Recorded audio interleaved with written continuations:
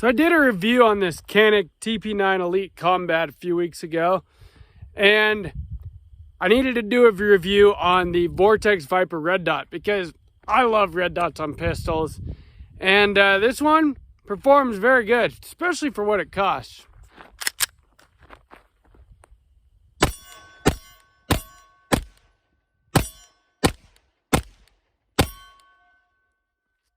Welcome back to Sawtooth Tactical. Today, we're going to review this Vortex Viper Red Dot. This has been loaned to me by my good friend Ryan. Thank you very much, Ryan.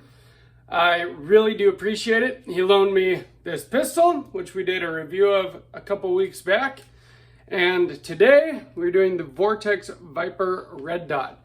But before we get started, I just want to thank all of you that have subscribed to the channel. We're really growing fast, and I appreciate you guys.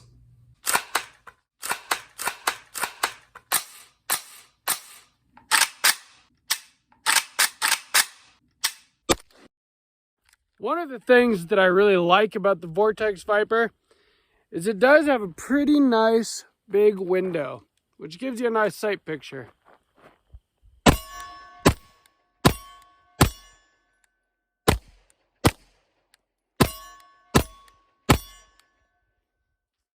So, as I mentioned in the intro, we did a review of this Canik TP9 Elite Combat 2 weeks ago.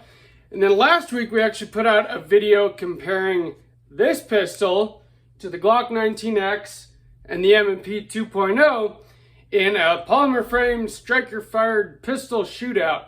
And so I hope you guys have caught those videos. If you're not subscribed, make sure to subscribe so that you can catch all the new content and see all the previous content we've put out, because there's lots of good stuff. But today, what we are working on is the Vortex Viper Red Dot, because after shooting this pistol quite a bit to record those other videos, I realized that this Red Dot deserved a review in itself, because for what it costs for this Red Dot, you get an incredible value. So let's take a look at this thing up close real quick so you can see what I'm talking about. So this is the Vortex Viper. And Vortex is a very well-respected name in the optics community. And I could see why. This is the first Vortex product that I've used extensively. And it is mounted on the optics ready pistol here, TP9 Elite Combat, which comes optics ready, and it actually comes with the different plates for your different optics. And this Vortex Viper is a perfect choice for this pistol. They go very well together. So the Viper has a 6 MOA dot, which is relatively large for the reticle, but it's actually the same size as the dot on my Holosun here. And I really like a 6 MOA dot. It's perfect for fast target acquisition. It may not be quite as precise for long distance shots, but who is really doing very long distance shots with their handgun anyway? Handguns, specifically like this, are ideal for a self-defense kind of role, and a 6 MOA dot to me is absolutely perfect for that. So you can see with the Vortex Viper here, it is a very nice, crisp, clean dot. And it's also a very nice big window. And that is the thing that I like the most about it. So when compared here to my Holosun 407K, you can see the difference in window size is significant. And that does make a big difference. Now, I have practiced with this M&P pistol a lot, and so I could present it every time to where the dot comes right down into the middle of my screen, and is not an issue for me. But a lot of people, especially when they're first shooting red dots, have trouble finding the dot when they present their pistol. And having a bigger screen or a bigger viewing window makes that much easier, because say your dot's off there or over there or anything, at least you can see where it is and make a very quick adjustment. Unlike if you have a smaller window and your dot is completely off the screen, it's going to take you maybe a little bit more work and thought in order to make that adjustment and bring the dot into the window where it needs to be. So besides having the nice big clear window and a 6 MOA dot that is very crisp and clear, let's kind of go over the features and the design of this red dot. So you have your up and your down right here. That is for adjusting the brightness level of the dot, but also for turning the red dot on. This red dot has a 14-hour power shutoff, automatic battery shutoff, and that is to save battery life. And the battery life is respectable. It's about 20,000 hours on one of the lower settings, which is pretty good. Not quite the 50,000 hours that Holosun claims here, but definitely respectable. And the reason why you get 20,000 hours instead of 50,000 hours is because it doesn't have that shake awake technology that, Holosun is known for, where it turns off in a quicker period of time and then just automatically turns on when you pick the gun up. With the Vortex Viper, you do have to manually turn it on. So it shuts off after 14 hours, and then when you want to use it, just hit this button and your red dot is on. I didn't find that to be an issue whatsoever. If you are using this as like a bedside gun or have it in some kind of self-defense role, it would probably be a good idea to just turn it on before bed. And then when you put it on your nightstand, you know that that dot is on if you pick it up and need to use it. So 14 hours is a pretty decent amount of time to have your dot on without having to worry about it turning off. The buttons on the side are very easy to operate, very tactile, no issues there. Now, when it comes to your windage, you have that on this side, and this adjusts your up and down there. But in order to adjust those, you do have these lock screws in the back. So you have to loosen these lock screws up, and then you can adjust your windage and elevation, zero your optic, and then tighten the lock screws back down.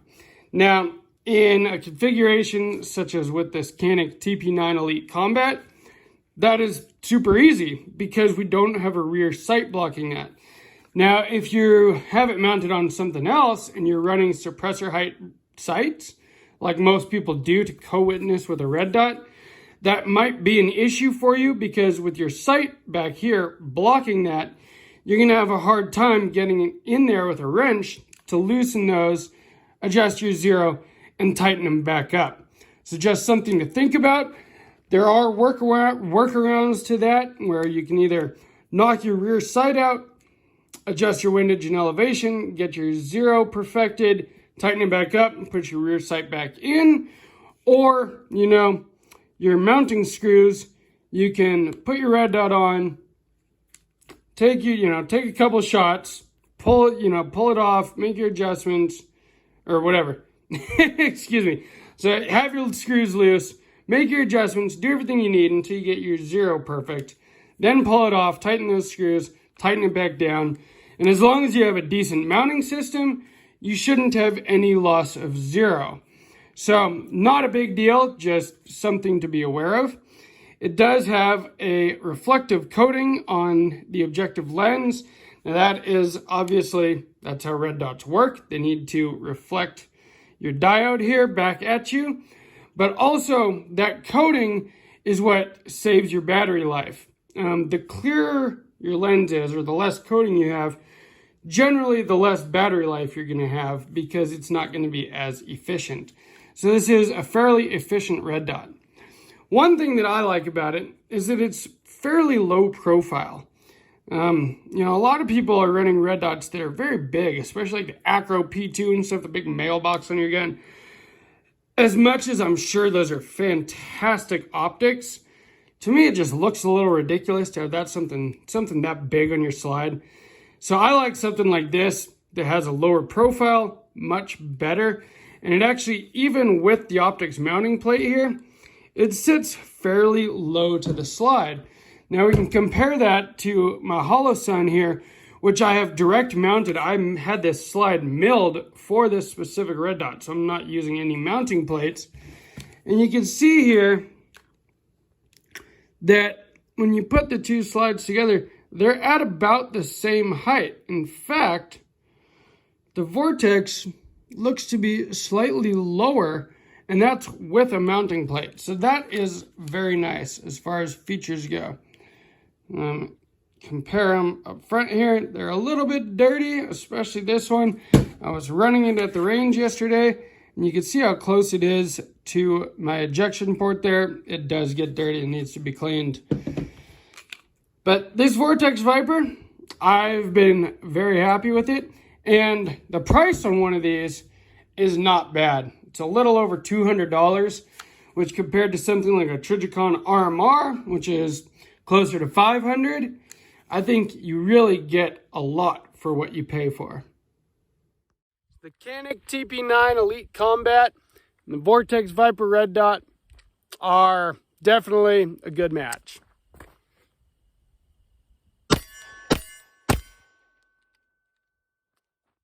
So I really enjoyed running this Canik TP9 Elite Combat, and especially with this red dot. I love red dots on pistols. I love red dots on rifles. I love red dots. I think having an optic versus iron sights gives you a distinct advantage because you are able to be target focused and you only have one sight that you have to look at. You just put your red dot on your target, pull the trigger. As long as your trigger pull is good and you don't pull your shot, you're gonna hit your target. So your brain doesn't have to do as much work as it does aligning a front sight and a rear sight and a target and then pulling the trigger. Red dots are typically a faster, more effective, more accurate way to shoot. And so I like them a lot. I will probably not be buying another pistol without a red dot or red dot mounting capability. I do think they're fantastic. And so I really enjoyed shooting this gun with this red dot. I think that the Vortex Viper, for what you pay for it, is a fantastic option. Now, as I said, it doesn't have one of the features that I generally look for in a pistol optic, and that is that shake awake technology. I really like to know that I don't have to mess with my optic and that it's going to be ready at a moment's notice if I ever do need it. But as I said, when we were looking at it up close, all you have to do is turn that thing on before bed and your optic's going to be on and ready when you need it. So not a big deal. But other than that, I think this Vortex Viper, fantastic option. I would definitely recommend it if you're in the market for a red dot, but can't quite afford a $500 RMR or something.